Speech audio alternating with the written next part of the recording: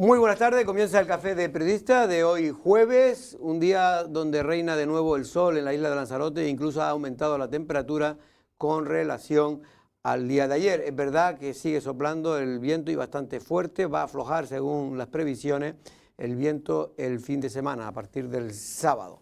Don Pedro Martín, buenas tardes. Jorge, ¿qué tal? Buenas tardes. También está Tomás López. Buenas tardes, Tomás. Buenas tardes, Jorge, ¿qué tal? Bueno, Tomás, por empezar por ti, porque vienes del Instituto Blas Cabrera Felipe, precisamente allí se están celebrando las famosas pruebas para la EBAU. En este caso, hoy hemos estado ahí también, ya habíamos estado ayer, que era el primer día. Bueno, están diciendo que todo el mundo aprueba la EBAU. Casi el 90% o más del 90% en España y en Canarias también, por esa cifra. ¿Eso sí. qué pasa? ¿Que están muy bien preparados? Supongo. De todas maneras lleva tiempo siendo así. Yo recuerdo incluso desde mi época, que yo ya hace pues 21 años, 23, que hice la EBAU, que se dice pronto, y recuerdo que también más o menos era que recuerdo haber ido incluso al aeropuerto a recoger los resultados con el profesor que estaba encargado y que casi todo mi instituto también aprobó. Porque claro, también hay una criba previa, o sea, quienes se están presentando a esta EBAU es porque han aprobado y además en la primera convocatoria segundo de bachillerato, o sea, si ya has llegado a segundo de bachillerato y si además has aprobado la primera convocatoria o digamos no has tenido que esperar a la convocatoria extraordinaria, es porque medio preparado estás. Y además es que yo el debate más bien lo centraría en cuánto de útil es la EBAU, porque al final segundo de bachillerato es un curso que se dedica casi exclusivamente a preparar la EBAU. Es como un curso preparatorio más que un curso formativo, ¿no? Que a lo mejor para prepararte ya para lo siguiente, que sería la universidad, en el caso de los chicos y las chicas que vayan a hacerla, es más bien un curso en el que yo evito lo más posible dar segundo de bachillerato, porque al final estás explicando durante un curso entero y a veces casi memorizando digamos, las respuestas que tienen que dar, por ejemplo, en historia, en una prueba como la EBAU. Bueno, en cualquier caso, lo cierto es que nosotros hemos estado allí, hemos hablado con el vicerrector de la Universidad de Las Palmas, porque los exámenes preparatorios, los que se hacen, precisamente lo elaboran entre las universidades de Canarias, la de Las Palmas y la de Tenerife, la de La Laguna en este caso, y además con los profesores de la Consejería de Educación.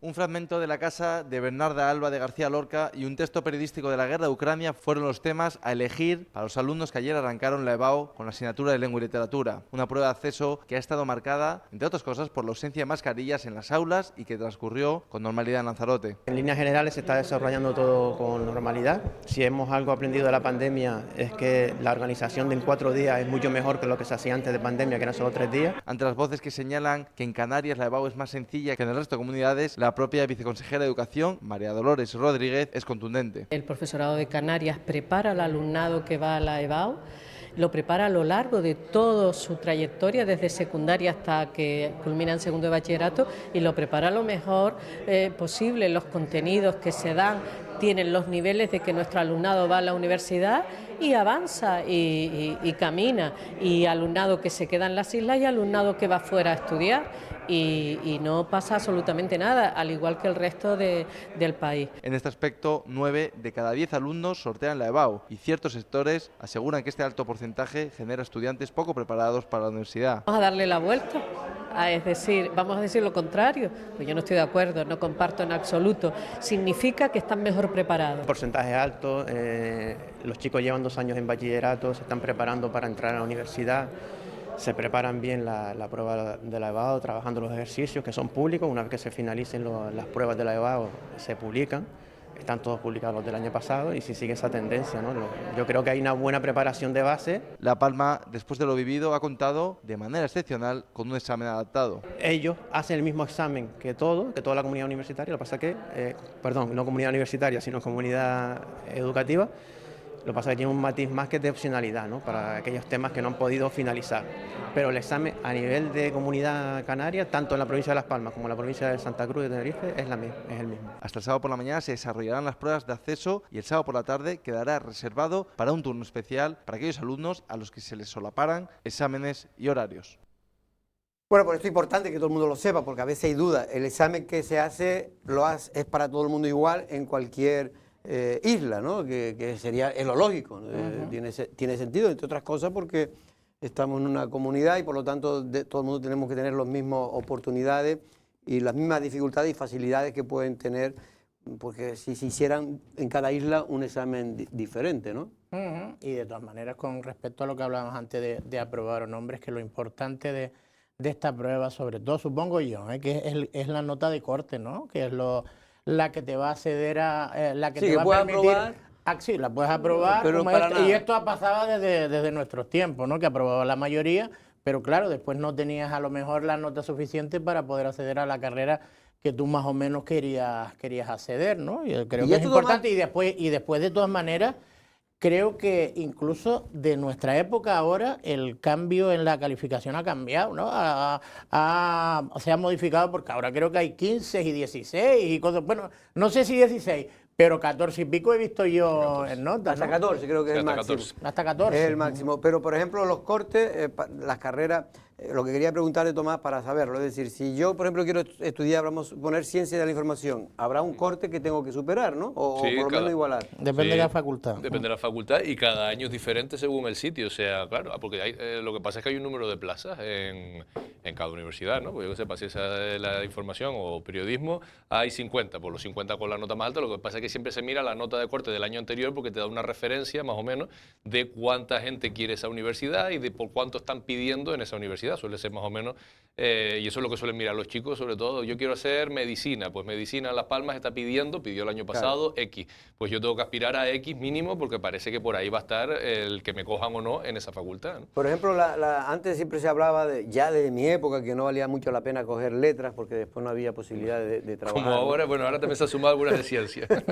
Estamos sin posibilidad de trabajar. Ya no se encuentra nada, ¿no? Pero en cualquier caso sí es cierto que parece que las carreras que más llamativas, que más quieren optar son sobre todo, estaba diciendo la viceconsejera de Educación el otro día aquí en Lancelot, dijo que era la de ATS, bueno, la sanitaria. La enfermería. Y después, yo aparte de la entrevista que tuvimos coincidiendo con Loli Rodríguez, también estaban haciendo, evidentemente a nivel nacional, un reportaje, porque está todo el país prácticamente haciendo este tipo de pruebas, y hablaban de que las ingenierías, hay muchas plazas, en las letras hay muchas plazas y en las ingenierías lo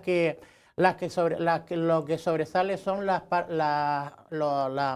los hombres, ¿no? Los chicos suelen tender más a las ingenierías, por dar datos curiosos, ¿no? De este tipo de prueba, porque al fin y al cabo, yo es que creo que la prueba de corte lo más que es una especie de filtro, ¿no? Porque no es por preparación o no, sino los filtros lo marcando el número de plazas también que pasa pueden que tener, las ¿no? letras suele tener, o por lo menos en mi época era así, las letras suele tener más plazas disponibles.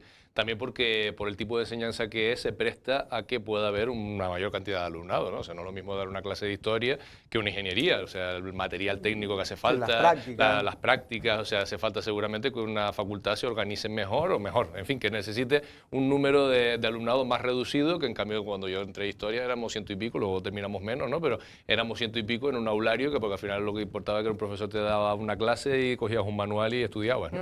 Ayer tuvimos aquí al cambio de tema radicalmente, tuvimos ayer aquí al presidente de la denominación de origen del vino de Lanzarote, en este caso a Víctor Díaz, y me llamó la atención porque el hombre vino a decir, con esa sensación de un poco diría yo, de haber fracasado en este intento de sacar adelante el plan especial de la Jeria. Se dice fácil, pero ese plan que ya se aprobó y cayó en los tribunales, no por el tema de la bodega, como a veces algunos hablan, es por un tema de casas que no se sintieron que se les legalizaba su situación, casas que estaban, digamos, fuera de ordenación en la Jeria, las que están más cercanas incluso a la Vegueta, a Tinajo, precisamente. Que fueron las que recurrieron.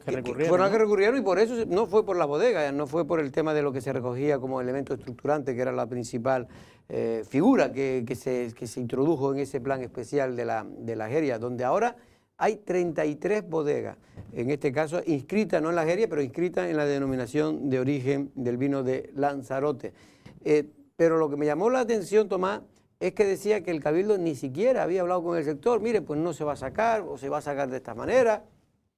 Creo que lo han metido en una gaveta y ahí sigue. Bueno, de todas maneras, lo del Cabildo de Lanzarote en estos años, también en la legislatura pasada, aunque yo, y de hecho en esa época estaba en el pleno del Cabildo, Y yo, por ejemplo, tengo una postura con respecto a la cuestión de la Jeria, que es que tiene que haber un debate sobre si todo el vino que se hace en Lanzarote se tiene que hacer en la Jeria. Pues yo creo que se puede hacer también en los márgenes de la Jeria, ¿no? Y hasta qué punto pues, pueden crecer o no las bodegas y demás, ¿no?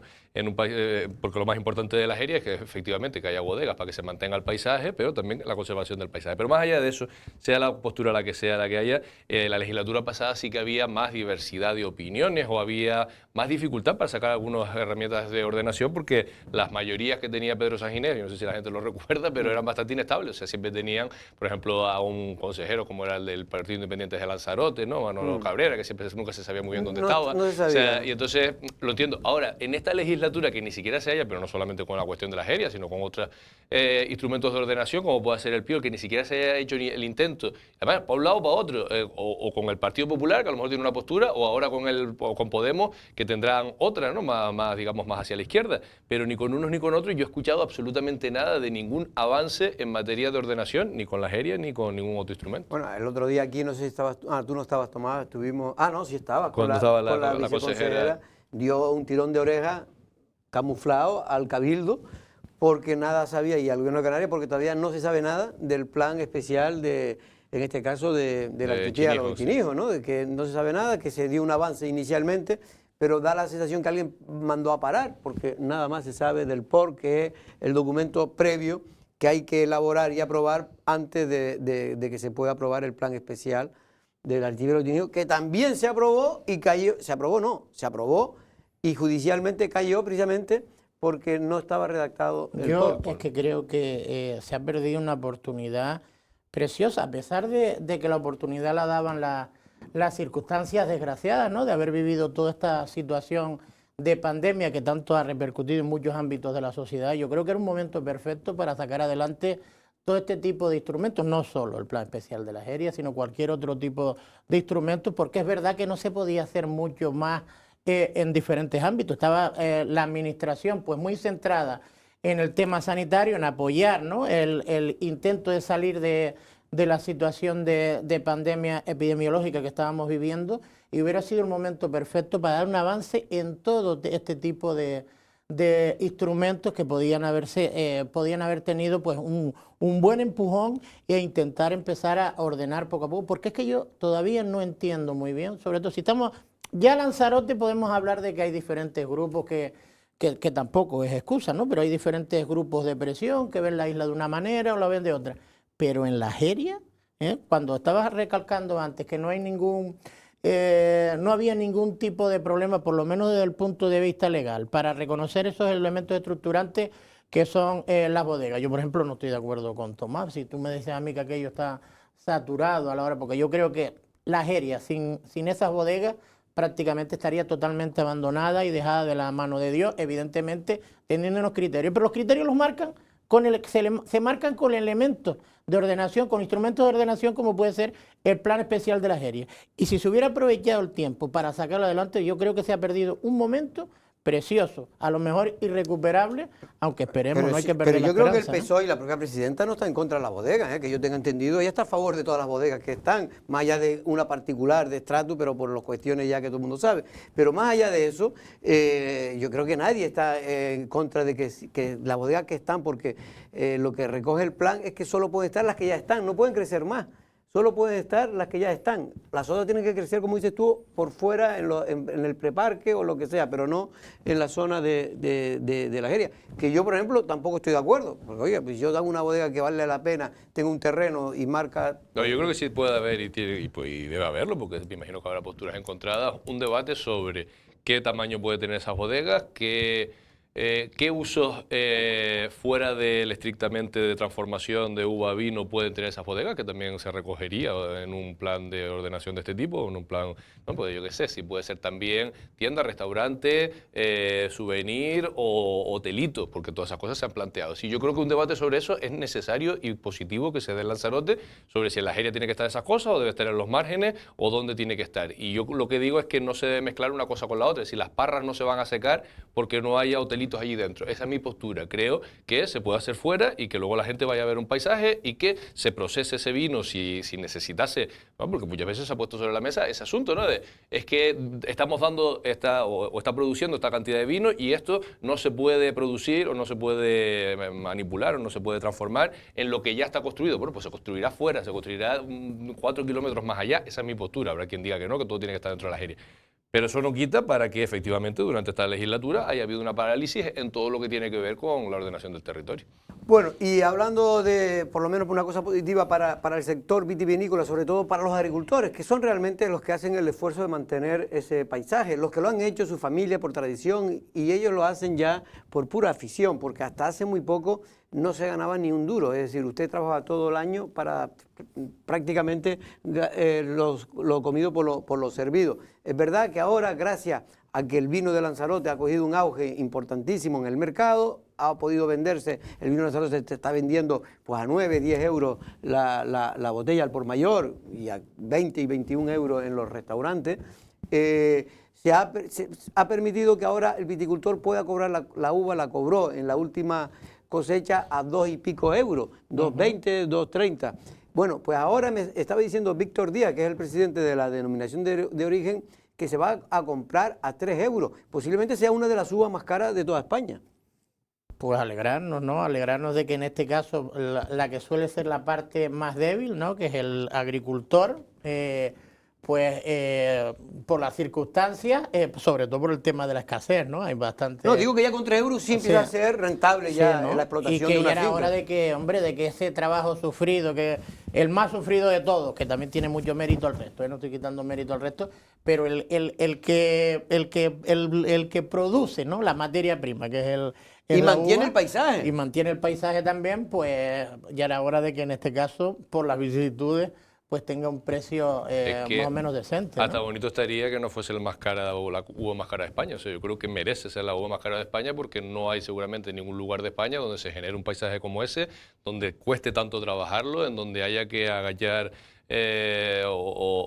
digamos doblar el espinazo como hay que hacerlo en la Jeria, donde hay que cuidar los muros como hay que hacerlo en la Jeria, donde hay que cuidar el hoyo como se hace en la Jeria, es decir, y donde el no trabajo, es nada rentable claro, por el método de producción. Y donde no se puede meter prácticamente nada de maquinaria, donde tiene que ser todo con gente. No puede mecanizarse. Exacto, con maquinaria. Entonces, obviamente, incluso yo soy partidario de que, porque es que la Jeria tiene un rendimiento que va más allá de digamos, de la enología, es decir, del vino. O sea, la Jeria tiene un valor para el turismo de Lanzarote, o sea, yo soy partidario de que eso se subvencione, igual que hay subvenciones para 20.000 historias, que se subvencione mucho más y mucho mejor que a cualquier otra uva de cualquier otro lugar del Estado, porque es que están dando un beneficio ambiental, paisajístico, turístico para la isla, es decir, lo que se vende de la Jeria no solo el vino, es la imagen, que eso se proyecta desde Fitur hasta la World Travel Market en cualquier lugar donde se lleva la marca Lanzarote, ¿no? Eso también es otro de los planteamientos que ha habido hace mucho tiempo. De hecho, se recibe ciertas subvenciones desde hace tiempo por el POSEI. Sí, pero me imagino que las mismas que cualquier otra parte de Canarias. Incluso menos que el plátano, por ejemplo. O menos que el plátano, claro. Pero, por ejemplo,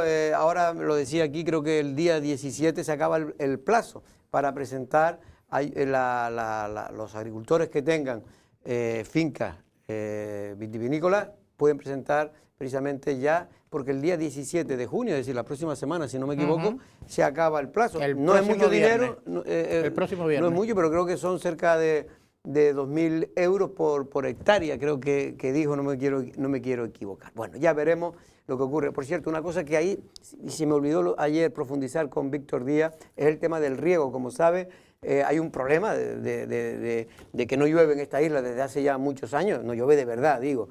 En este caso, Tomás, y se ha tenido, ya me confirmó, que ya este año se tuvo que emplear parte, no toda la Jeria, pero en parte se tuvo que emplear el agua, digamos, corriente para poder regar y salvar la planta y la cosecha, claro. Esto es muy complicado, me imagino, ¿no? O sea, esto tiene que ver además con cuestiones que se nos van de las manos a nosotros, incluso en la isla de Lanzarote, con el cambio climático y con todo lo que con todo lo que está sufriendo el clima a nivel mundial, que a una zona como Lanzarote vamos hacia la desertificación, porque es que, o sea, los parámetros son esos, de lugar más que desértico. Y aunque la uva no necesita mucha agua, claro, te ves en la tesitura de qué hago, ¿no? ¿La dejo perder o me gasto unas perras en regarlo? Pero ¿con qué agua? ¿Con qué precio? Y además porque también los suelos, o sea, no es lo recomendable, que una tierra de secano es lo recomendable. Además, lo que seguramente esa uva es así, tiene esa calidad y tiene esas características, porque es una uva o sea, una uva de un lugar seco, ¿no? Y de las características del suelo en el que se da y demás. Entonces es un tema muy complicado que yo por lo menos no podría ni siquiera comentarlo, pero sí me imagino que tiene que ser muy complicado en el contexto de cambio climático en el que nos encontramos. Y lo difícil que ya era practicar la agricultura pues con esta situación. Porque esta situación, por cierto, se viene dando ya desde hacía muchos años también. Se había preguntado, se había valorado la posibilidad de regar, ¿no?, la jeria.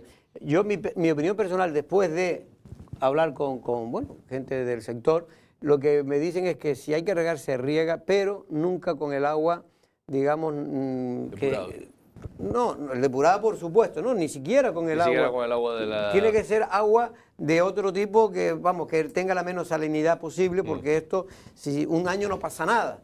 Pero si se riega no con cierta agua desalada. Desalada, Desalada no. Creo que nos lo explicó. ¿Te acuerdas cuando vino el enólogo de la bodega El Grifo para comentarnos esta cosecha fuera de temporada que habían experimentado en, creo que era en Playa Quemada, ¿no? Pues hablaba, tú le preguntaste, creo que por la posibilidad esa, y decía que, hombre, en algún momento puntual ya se había hecho y que es una solución a lo mejor de emergencia. De emergencia, pero que hay que tener cuidado, y por eso yo creo que sería bueno que se fueran buscando alternativas de qué agua se podría utilizar para cuando estamos 3 o 4 años, como es el caso. Llevamos, creo, según ellos, 6, 7 años sin llover de verdad. Ahora, una cosa que yo sí le he escuchado a agricultores, gente que está en el campo, gente que conoce enólogos, personas, es el tema de que sí, eso sí creo que se podría abordar ya, es la recuperación, ya que sabemos, por ejemplo, que estas tierras de secano se debilitan o se pierden o pierden digamos, su salinidad, se modifica y demás con el agua desalada, ¿no? Y peor todavía con el agua depurada. Estamos tardando, porque eso está claro que es bueno para la agricultura, en generar.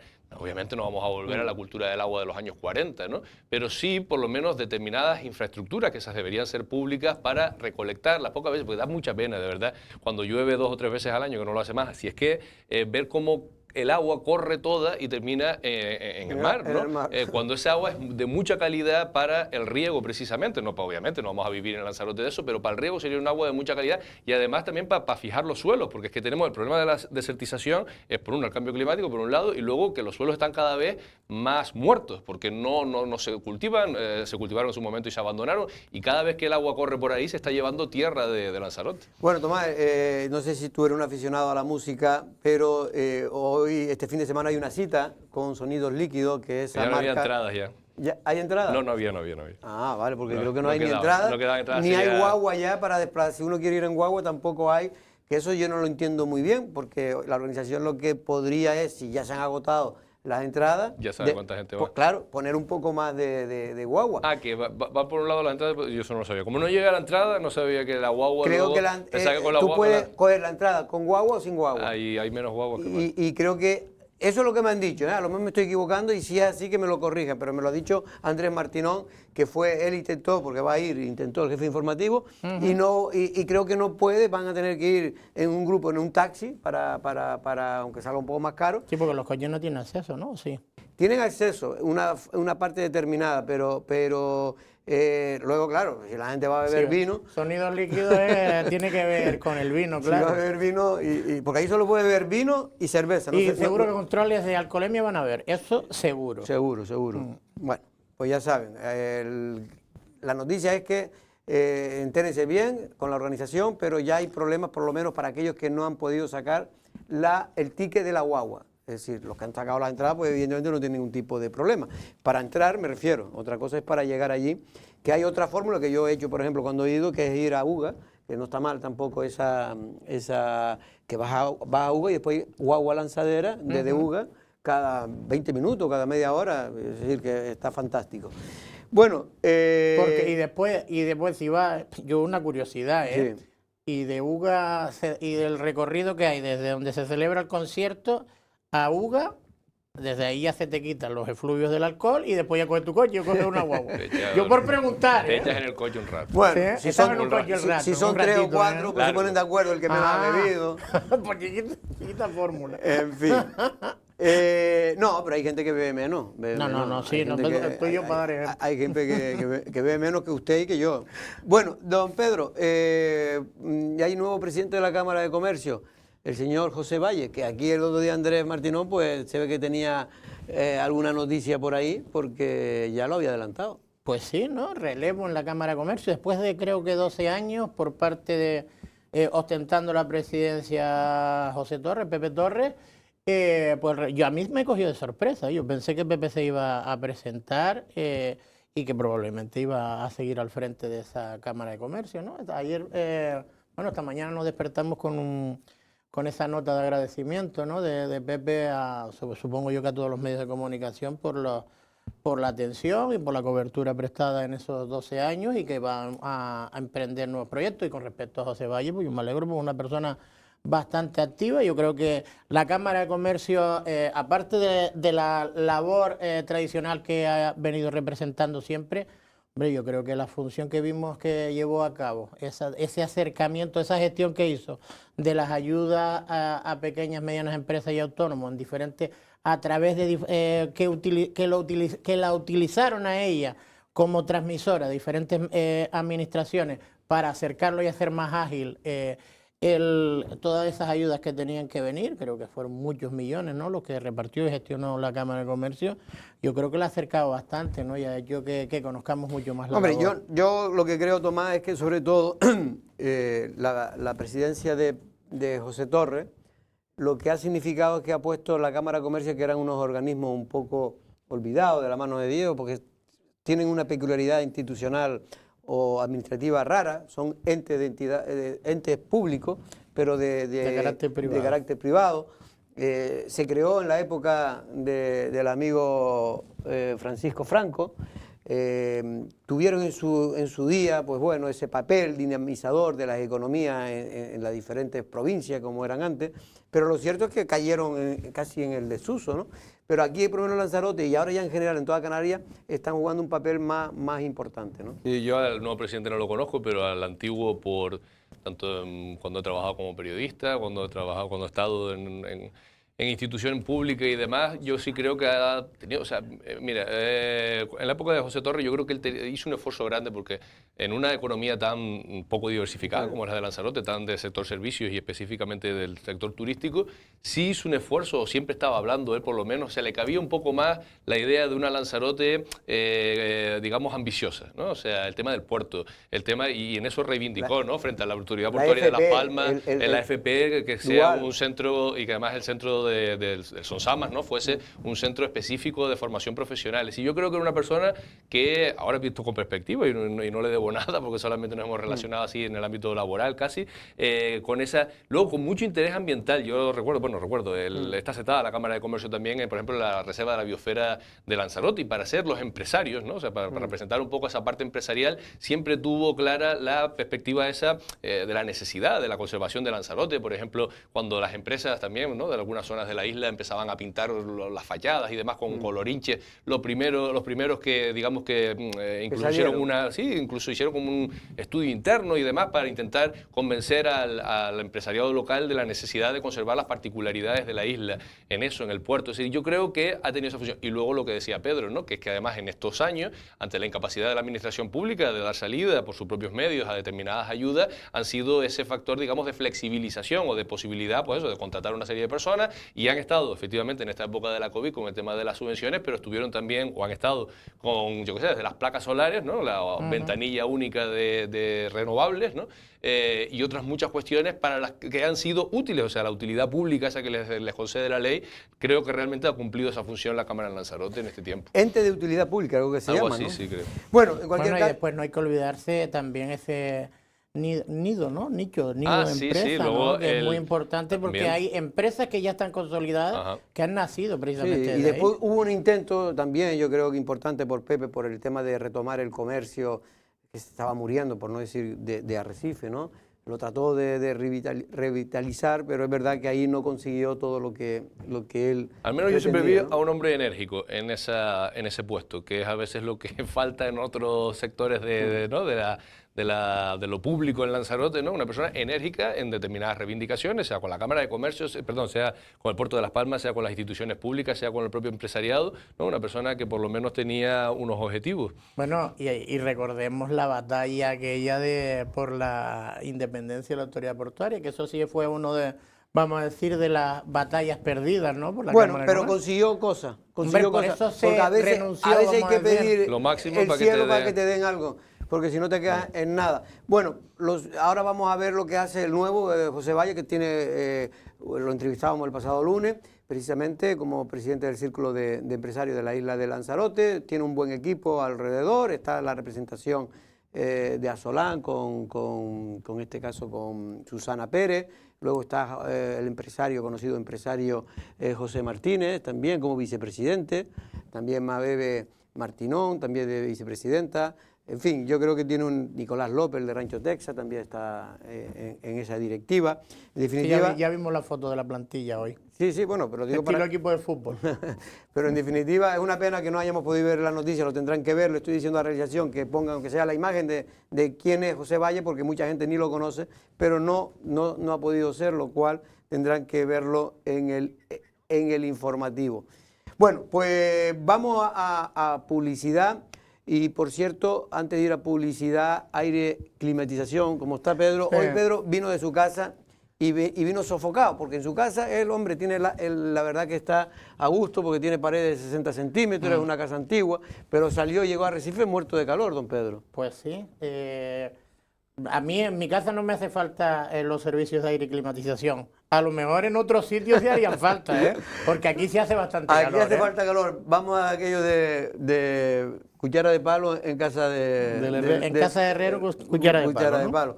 Porque efectivamente aquí a veces hace más calor y sobre todo ahora cuando se acerca el verano, pero ya lo sabe, aire climatización es una de las empresas de lanzaroteñas dedicada a climatizar, en este caso las casas, pero sobre todo las empresas. Prácticamente todos los hoteles, o la mayor parte de los hoteles de la planta hotelera, están trabajando con esta empresa, y las que no estén trabajando ya lo saben, empiezan a trabajar con aire climatización.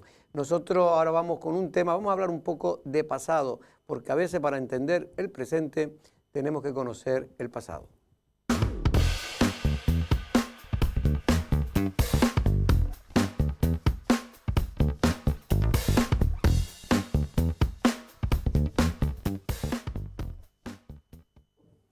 Que no es tan lejano, pero que parece que casi todo el mundo ha olvidado en esta isla, que es el sector pesquero o la pesca. Vamos a hablar precisamente con Domingo Delgado Morín, que es un hombre que estuvo muchos años trabajando en el sector, en este caso en la Cofradía de Pescadores de San Ginés, como secretario. Don Domingo, bienvenido, buenas tardes. Hola, buenas tardes a todos. Queremos, antes de nada, pues un poco en homenaje al sector pesquero, de lo que significó para esta isla, aprovechar, en este caso, en honor a don Vicente Lloret, que fue uno de los últimos conserveros de la isla de Lanzarote, que tenía la famosa fábrica Lloret y Linares en la salida de Arrecife hacia el puerto de los Mármoles, y muy cercana más al puerto de los Mármoles, y que se creó, creo que fue en los años 60-70, ¿no? Sí, a los finales de los 60, principios de los 70, y fue muy importante por cuanto, como todas las demás industrias que procedían de los empresarios peninsulares, todo porque el producto sardina se encontraba justamente en el Banco Canario Sahariano. Pero ¿y por qué Lanzarote? Pues mira que había 7 islas, ¿no? Y con más potencia económica, como era Gran Canaria o Tenerife. ¿Por qué Lanzarote se eligió? Sencillamente porque cuando esta gente que estaban asentados industrialmente en la península, pensaron, dice, pero bueno, ¿cómo los lanzaroteños dan 4 viajes y nosotros uno solo a la península? Entonces, por la cercanía de ese caladero y la abundancia, sobre todo de la sardina, no solamente después la artesanal, que también empezaron con las salazones, que por eso hablaremos después también de la salina, sí, porque se inventó la salina, que era el único producto conservador de la pesca. Sí. Entonces, se Eso asentaron viene aquí de por la esto. de la época ya, vamos, de los romanos y antes incluso. Con las salazones, sí. Claro, pero Domingo, para que la gente lo entienda, también porque nosotros en Canarias teníamos uno de los bancos de pesca más importantes del mundo, ¿no? Como era el Banco Canario Sahariano. Ese, justo ese, industrialmente ese. Y no teniéndolo ya ese, no hay otro. Por eso, cero industria. A ver, cuenta, hay que explicar que por Lanzarote desfilaron nada menos que 7 complejos industriales dependientes de la pesca, con nombre y apellidos. Coincidieron Está la más antigua, Nuestra Señora de las Nieves, que era Salazones, precisamente, no había fábricas de hielo ni conservación por frío. Entonces, la asume Rocar, Sociedad Anónima, que Rocar, también, que es donde está el islote donde está el islote del francés. francés. Entonces también fue otra tan importante. Pero la más potente, digamos, que fue Llorel Linares en principio, hasta el punto de que fabricó sus propias viviendas para su propio personal. Y desde aquí a Lanzarote venían gente Esas son de Alicante. parte de la vivienda, creo. Esa, sí. justo, mira lo que se ve en la imagen, Sí. justo son las viviendas que construyó Llorel Linares para sus trabajadores, sobre todo los de fuera, claro, los Claro, que venían Que de están fuera, en un lateral, porque ¿no? venían de Porque Alicante. ahí está la fábrica, ¿no? Ahí justo detrás de Detrás eso está está la toda la fábrica que llega prácticamente hasta el morro aquel del castillo. Sí, sí.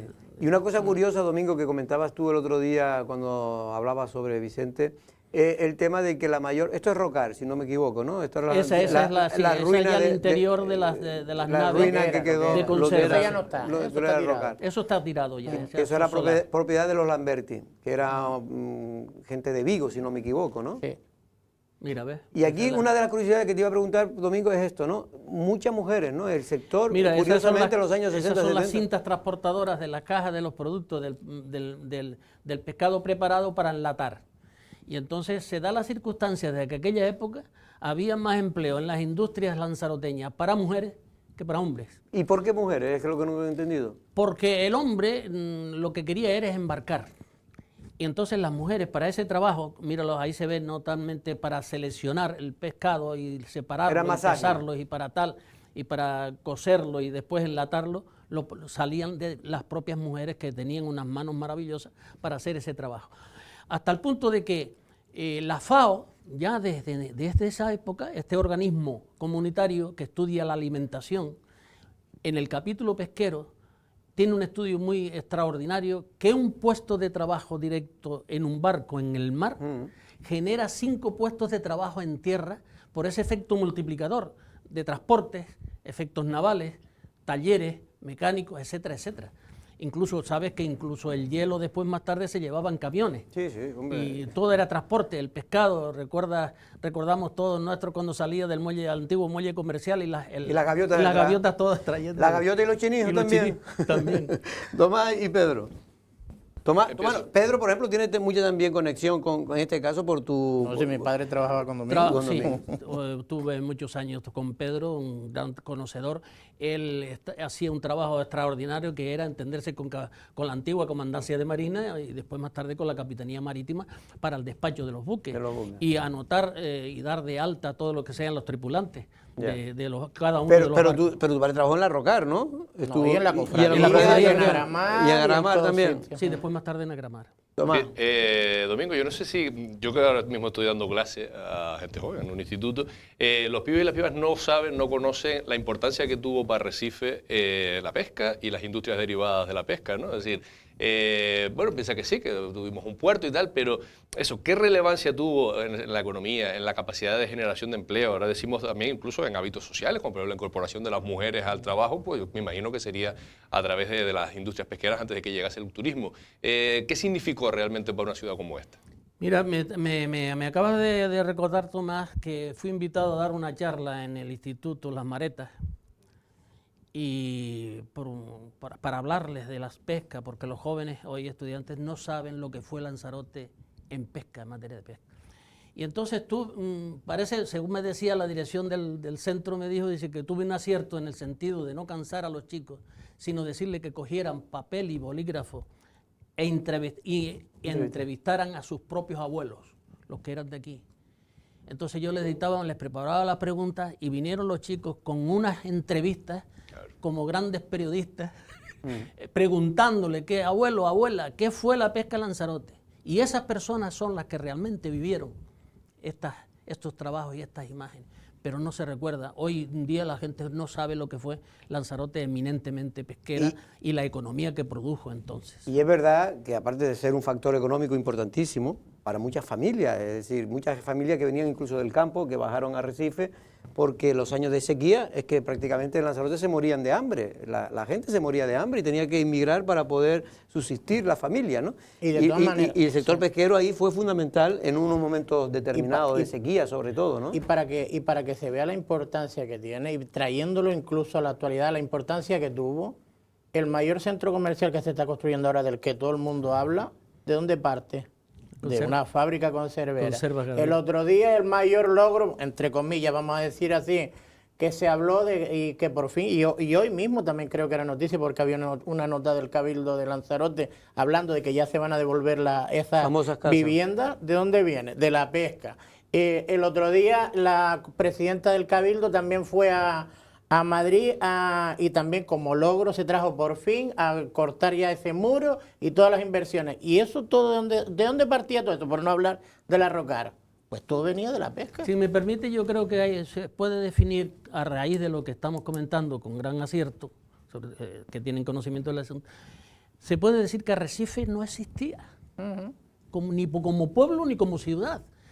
Lo fueron haciendo los pescadores a la sombra de las industrias pesqueras, se fue formando Arrecife. Todos sabemos que la capital de Lanzarote era Teguise.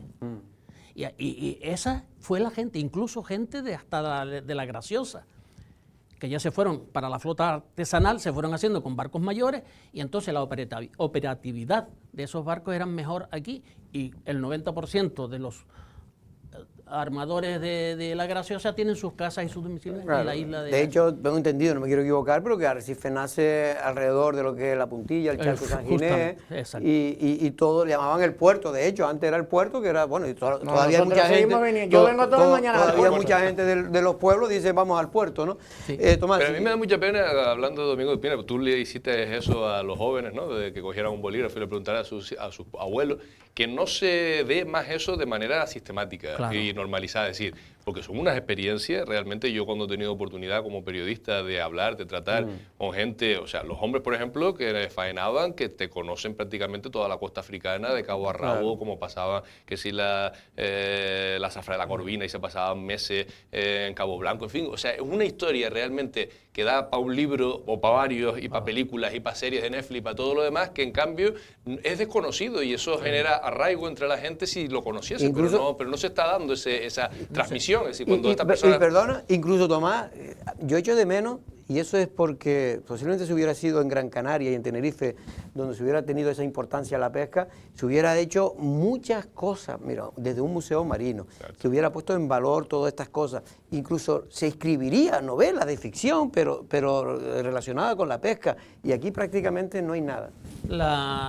Lo que acaba de decir Tomás... Hormiga ha hecho algo, Hormiga hay que decir que ha hecho algo bueno, en este caso. Hormiga, cuando hizo El rabo del ciclón, me llamó a mí porque yo estaba viajando, yo viajaba a Mauritania. Yo como secretario de la cofradía, si fue importante o no la cofradía San Ginés, que llegamos a tener convenios bilaterales con Mauritania, con el antiguo Cabo Blanco y Nouadhibou, a través de la cooperativa Timiris. Y entonces, a raíz del Ministerio de Exteriores, como la influencia de los pescadores nativos eran los lanzaroteños, a través del Ministerio de Asuntos Exteriores fui invitado a dar una charla a los estudiantes de Cabo Blanco, hoy Nouadhibou. Y entonces Félix se enteró que yo iba a ir y él quería entrevistar a algunos abajo para que conociera lo que era la charca. Sí. La charca en miniatura es como el charco San Ginés. Más o menos. Y las casas iguales, ¿por qué? Porque la construyeron los lanzaroteños. Claro. ¿Y qué fue la influencia? Porque yo en aquella época puse diapositivas, porque no había otro motivo. Y Félix me las ponía sobre el aparato para que lo que era un arte de fondo, lo que era una nasa, un cordel, las artes que... Y menos mal que eran las 7 de la tarde y llegó la hora del rezo... allí de que eso hice eso, pero todo el mundo pedía hacer, y Félix me acompañó, y la influencia de los pescadores. Entonces, lo que dice Tomás de la historia, yo creo que a nuestras jóvenes hay que decirles lo que fue Lanzarote, la importancia que fue Lanzarote, y por qué nació Arrecife y de qué nació. Y también hay gente que, en fin, fueron fundamentales, sobre todo ya en los últimos, digamos, porque bueno, estaba el Lanzarote, por ejemplo. Yo recuerdo cuando yo vine de estudiar que pues me metí mucho en el tema de la pesca, me refiero que cubría, porque todavía era muy importante la pesca en los años, principios de los años 80 era muy importante. Yo llegué en el año 83 de Barcelona y me metí, yo iba prácticamente todos los días por Tonao, y bueno, en este caso tenía un cuñado que era Juan Betancor, que creo que tenemos alguna foto por ahí, que fue fundamental también en eso, lo que se llamaba la pesca moderna, sobre todo de la sardina, ¿no? Yo recuerdo que allí cuando yo llegué habían 44 barcos que se dedicaban a la sardina, pequeños, y poco a poco se fueron sustituyendo por grandes barcos porque ya no era rentable el utilizar esos barcos pequeños y viejos, ¿no? Yo sé un recuerdo, que acaba de nombrar a tu cuñado, Sí. Juan Betancor, que Dios lo tenga en la gloria, fue el que me sacó del despacho de Rafael Estinga, porque ya había llegado la democracia. Ahí lo estamos viendo. Míralo. Ya había llegado la democracia y entonces Rafael Estinga, que fue senador por la UCD durante 2 legislaturas, me encontraba y dice, Domingo, vente, te necesitamos una persona como tú para que te venga a la Cofradía de Pescadores San Ginés. Cuando en Arrecife de Lanzarote, cuando en Lanzarote tenía su base la Flota Nacional Española de Cerco Sardinal, que era de todos esos complejos industriales que mencionamos anteriormente. Entonces él me llevó allí y yo aprendí de él y de todo, porque yo no tenía Yo me ni idea acuerdo de que cuando hablaban hasta con Aldo Moro, que era como el famoso director, Date cuenta que no. que era el director general de pesca, ¿no? Del gobierno español. Sí, de la época, exactamente, de los primeros. De los primeros, Pero de es que Suárez después, o Carlos Sotelo, no me acuerdo. Es que ahora. después, antes de España entrar en la Unión Europea, aquel mercado común, cuando los tratados bilaterales entre España, todavía no estaba en la Unión Europea, y estos países nos llamaban a nosotros en Rabat, desde Marruecos, Mauritania, Guinea-Bissau, Guinea-Conakry, Cabo Verde, y los negociadores españoles nos ponían en una habitación de al lado por si acaso tenían que elevar alguna consulta de tipo técnico. Sí, sí. Y no se me puede olvidar, cada vez que hablo de esto, del último comisario europeo, Franz Fischler. Fue el que se cargó. Estábamos en Rabat y sale y dice, mira, es que Marruecos no quiere negociar el arrastre es el cefalópodo, el pulpo y el calamar. Y entonces yo fui uno de los que levanté la mano, estaba Salvador Toledo en paz descanse, y Gregorio Armas, y digo, oiga, aparque el arrastre y nosotros nos interesa el cerco sardinal y flota artesanal.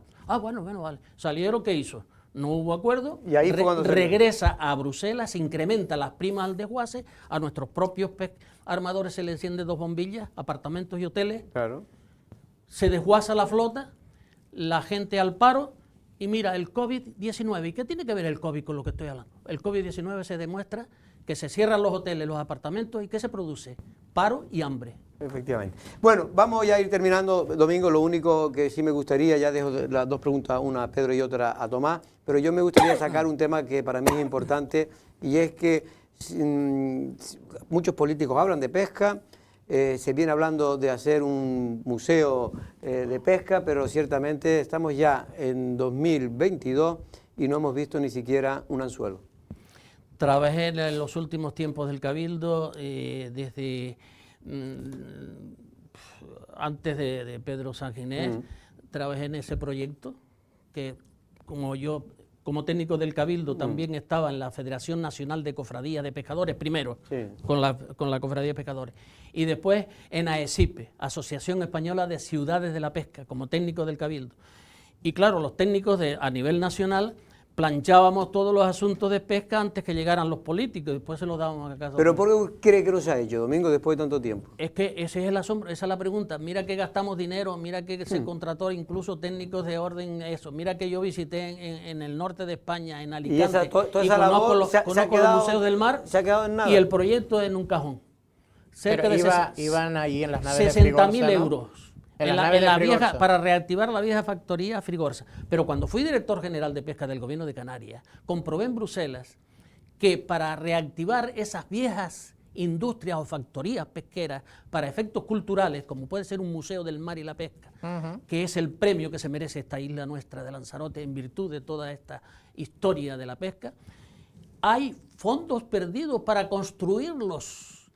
Y yo conozco un museo en Alicante, conozco el museo en Cambados, en Pontevedra, de la provincia de Pontevedra, en Asturias, hechos, reactivados esas viejas factorías.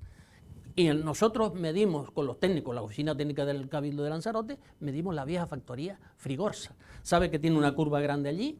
Previamente habíamos rescatado un atunero que estaba condenado a ser desguazado el nuevo Santa Teresa se llama, que no le costó al Cabildo ni un duro porque el armador lo que hizo fue cobrar el desguace y en vez de hundirlo, después se le dio una ayuda porque el motor, la maquinaria era nuevo. Ese va allí con una cama y el museo con dos escaleras por las bandas para los visitantes del museo suban tranquilamente con un pasillo alrededor, se metan en el barco y conozcan, sobre todo para nuestros estudiantes, para nuestros profesores, lo que es un barco por dentro.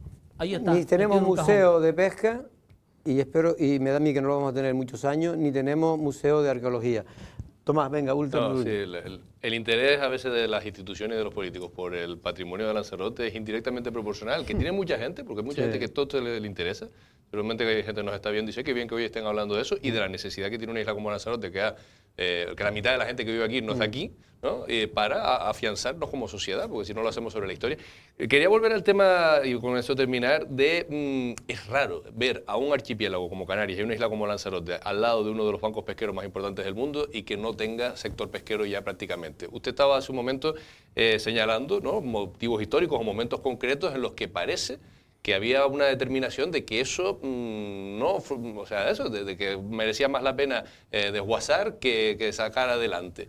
Usted que lo ha conocido mejor y ha estado ahí, cuéntenos un poco más de por qué no hay nada de pesca ahora mismo en Lanzarote, ni en Canarias prácticamente. Eso es una gran pregunta, porque precisamente cuando Europa negocia uno de los tratados de pesca con Marruecos, ahí tenía que estar la presencia española y canaria para decir, si no, usted no negocia el arrastre, el cefalópodo, vamos a negociar esto.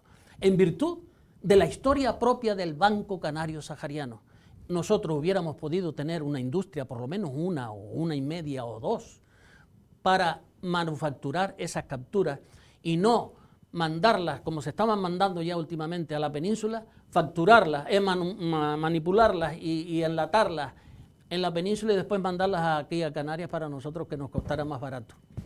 Entonces, esa es la gran... Ahí es donde faltó la acción política y la visión política para sacar un acuerdo donde Canarias pudiera entrar. Domingo, pero ahora, por ejemplo, nosotros llegamos a tener producíamos más sardinas que en ninguna otra parte de España, ¿no? Sí.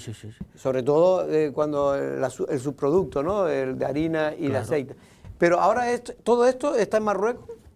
Todo es claro. Todo eso, ahora ya hay industria, hay... Date cuenta que una de las maquinarias previas, ya no estarán porque son antiguas ya, que se trasladaron de Lanzarote cuando se cerraron las industrias, fue a Marruecos. Fueron a Marruecos, sobre todo a Casablanca y a Rabat. Bueno, que ahí no está mal, porque oye, ellos son los que están... Y más cuando le dan la llave al caladero a Marruecos, que no tenían que haberle dado. Eso es lo que yo iba a llegar, que lo que para mí fue una injusticia es que también Marruecos de alguna manera le dieron potestad sobre el caladero saharaui, cuando eso, de hecho todavía no está resuelto el conflicto del Sáhara con Marruecos, ¿no? Y en cambio le dieron potestad de elegir esas aguas, porque podrían pescar en sus aguas, las que estaban claras, las de Marruecos, pero hacerse su dueño de facto del Banco Sahariano, pues no era muy ayudado lógico. por Europa, porque si Europa quiere, dice, mira, es que los tratados de pesca con Marruecos, contestaba Bruselas, están saliendo muy caros a pagar para que solamente se beneficie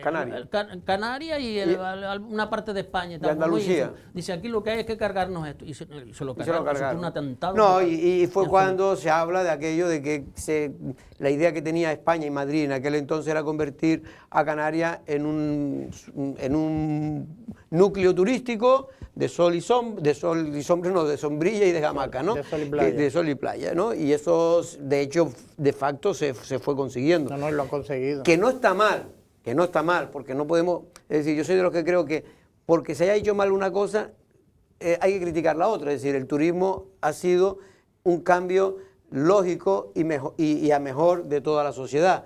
Pero eso no significa que tuviera que desaparecer una parte de la pesca y también de la agricultura, que también otro día hablaremos de esto. Yo creo que habría que hablar de eso porque precisamente nuestros atuneros, que son todavía el mayor número de flotas de atuneros, tenemos otra vergüenza, es el trato que se le está dando a nuestros atuneros, que son los más artesanales, que merecen un monumento. Porque en Bruselas y estos que callados la boca de España y todo el mundo, porque creen que son los grandes atuneros coreanos y japoneses que pescan al cerco y matan todo bicho y vivienda cuando estos por eso se llaman selectiva. atuneros cañeros, uno por uno, con un anzuelo uno por uno. Pesca Lo que le selectiva. interesa es coger la pesca selectiva. Que es lo más, ahora que se habla tanto, Lo más sostenible, ecológico. lo más... Pues está contingentada, tienen un cupo. Sí, el cupo, Vamos claro. a ver, todo el mundo sabe que la reproducción, la catedral de reproducción de túnidos es el Mediterráneo. Y cuando salen de ahí, que ahí tienen almadrabas para engordarlos. Pero la reproducción, la catedral de reproducción de túnidos del Mediterráneo, por el estrecho se lanzan a Azores, Madeira, y según la temperatura de las aguas van bajando a Canarias. Y como no lo bajan los pasos internacionales, los coreanos y usos con artes peligrosas, no se lo contingentan a nuestra gente que merecen que cojan, porque si no lo cogen aquí, se marchan de nuevo. Claro. Sigue. Y también pasaba Una especie altamente migratoria. que también me contaban a mí que, por ejemplo, había gente que protestaba por el método de pescar la sardina nuestra, ¿no? Que era con red, evidentemente, cuando íbamos a... Pero lo que no saben la gente es que el banco, si no se cogían, se morían en el fondo y era peor, se producía... Era peor, se mantenía el equilibrio. El equilibrio. El equilibrio, porque mira, después nosotros hemos hecho campañas aquí en nuestras aguas, en nuestro puerto, que ya pertenecía en el ayuntamiento nombró para las aguas, litoral marino de Arrecife. Hemos hecho limpieza del erizo diadema antillarum, el de las púas largas, el que peninsular. produce un blanquizal y se comen la vegetación submarina. Y como no haya vegetación, no vienen después los individuos a desovar y a habitarlos. Otro, que tampoco se habla de esto en Arrecife, y después se habla de las jaulas marinas oceánicas flotantes, la piscifactoría, que ya no es el futuro, es el presente. Pero también, con el único capítulo económico que nos queda es el turismo, como pongan lo que pretenden poner en nuestras aguas, que se carguen las playas, y el ejemplo está en Playa Quemada, Chuculún. Entonces mejor pertenecer a Marruecos y ponerlo en... Bueno, Domingo, bueno, vamos a tener que ir, pues ya se nos ha acabado nuestro tiempo. Yo te agradezco porque hay mucha gente en Lanzarote, sobre todo personas ya que pues tienen más de 50, 60 años, que evidentemente conocen muy bien, perfectamente de lo que estamos hablando, de ese olor a pescado que tenía Arrecife, ¿no? En los años 70 y 80, que se olía a pescado. Y el hollín, que también, que eso era negativo, pero también era. El hollín es que, bueno, yo recuerdo en muchas ocasiones, porque eso era el humo de las chimeneas que se sacaban, y después terminaban pues, en los alrededores de la zona, ¿no? Y tenías un collallito y se llenaba todo como medio de aceite. Tomás. Muchas gracias, Jorge. Muchas gracias, don Pedro. También. Hasta el lunes. Y don Domingo, vamos a ver si tenemos más suerte y por lo menos el museo, que quede algo para que los jóvenes sepan de lo que estamos hablando, de lo que fue Lanzarote. Ese Lanzarote que efectivamente fue pobre, fue humilde, pero que gracias a industrias como fue las conserveras, por ejemplo, pues vivimos un poco mejor, permitió que muchos pescadores y familias humildes pudieran sacar a sus hijos adelante, que pudiera incluso darle estudio. Muchas gracias. Gracias a ti. Y hasta otra ocasión. Nosotros mañana volvemos. Hasta luego.